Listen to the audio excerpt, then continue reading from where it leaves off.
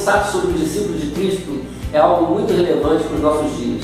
Eu quero lembrar a você 3 palavrinhas: a própria palavra discípulo, a palavra disciplina e a palavra discipulado. Essas 3 palavras estão ligadas. O discípulo é o aluno, o seguidor, o estudante, aquele que aprende, tomando por base o seu mestre. Neste caso, o nosso mestre é Jesus. A disciplina, o discípulo está vinculado àqueles novos hábitos que ele tem a partir da sua entrega, a entrega da sua vida a Cristo Jesus.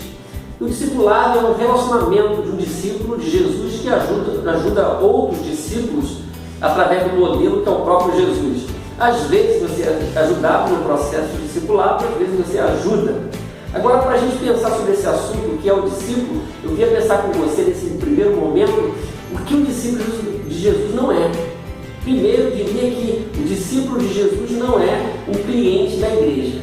Nós estamos vivendo num novo momento chamado pós-moderno, onde muitas pessoas estão confundindo o que é ser discípulo com o que é ser cliente. O cliente está sempre exigindo mercadorias novas, melhor preço, melhor atendimento. Exige seus direitos, quer pagar pelo serviço, quer exigir. O cliente vive cobrando aquilo que diz merecer. Por isso, quando as pessoas que se dizem servas de Deus vivem como clientes, acabam desvirtuando o seu próprio papel como discípulo de Cristo. E a pergunta que eu faço a você, e que você precisa fazer a si mesmo, é: eu estou vivendo como um cliente da igreja? Se você está vivendo como cliente, você tem que corrigir esse posicionamento seu, porque senão você não vai ser bênção no reino de Deus. Uma segunda coisa é que o discípulo de Jesus não é o dono da igreja. O dono da igreja é Jesus. Glórias ao Senhor por isso.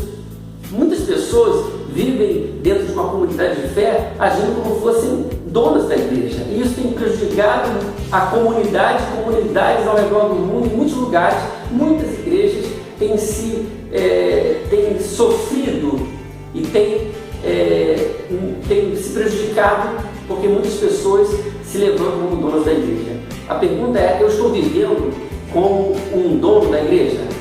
Se você está vivendo como dono da igreja, você tem que caminhar em outra direção, porque você não está vivendo como discípulo de Cristo. A terceira questão é que o discípulo de Jesus não é um controlador da igreja.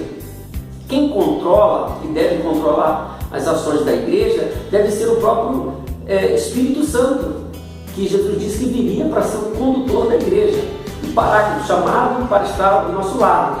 Jesus disse que edificaria a sua igreja e as portas do inferno e do Hades não prevaleceriam contra ela. Então é importante que eu saiba, se digo que sou um discípulo, se eu estou assumindo o lugar do Espírito Santo de Jesus, do próprio Deus, da Trindade, na edificação da igreja, no controle da igreja.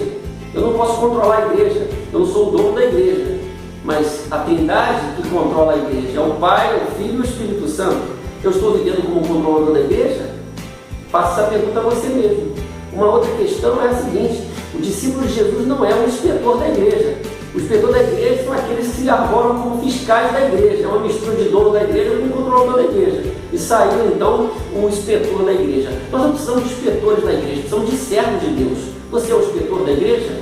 Então verifique qual a postura que você tem adotado. Uma outra questão, quinta, que eu levanto aqui, é que o discípulo de Jesus não é o causador de males da igreja. Aqueles que sofrem a ação de Deus, estão vivendo debaixo do governo de Deus, não podem ser causadores de males da igreja. Há muita gente vivendo dentro de uma comunidade de fé, causando apenas males.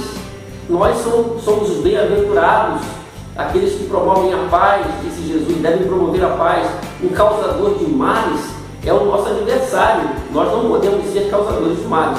Se eu sou um discípulo lavado pelo sangue de Cristo, eu tenho o Espírito Santo em minha vida, eu tenho que promover a paz, a justiça. Eu não posso ser um causador de males. O próprio Jesus disse em Mateus 12:30 que aquele que está comigo, aquele que não está comigo, diz ele, está contra mim.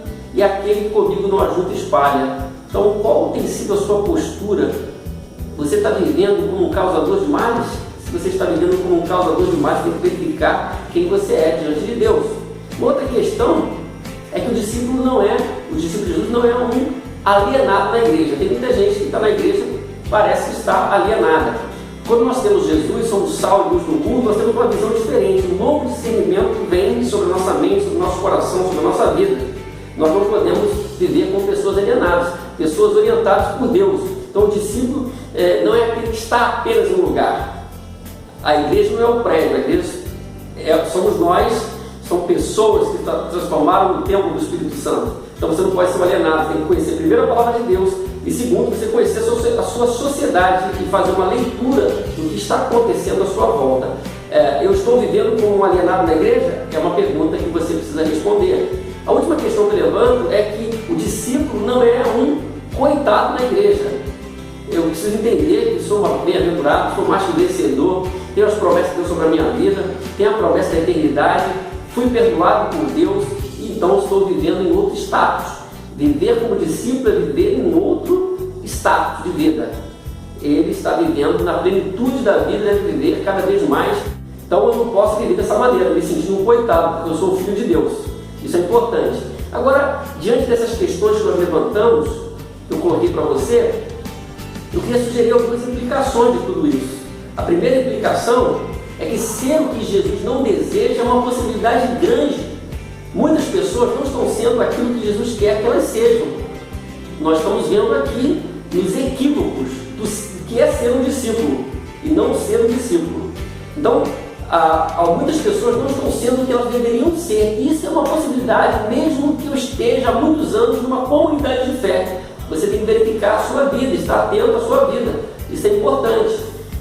Uma segunda implicação é que a ação do discípulo depende de sua visão a respeito de si mesmo e a respeito de Jesus. Como ele está se vendo e como ele vê Jesus. Jesus é o nosso modelo, ele é o rei do reino, ele é aquele que nos dá a direção.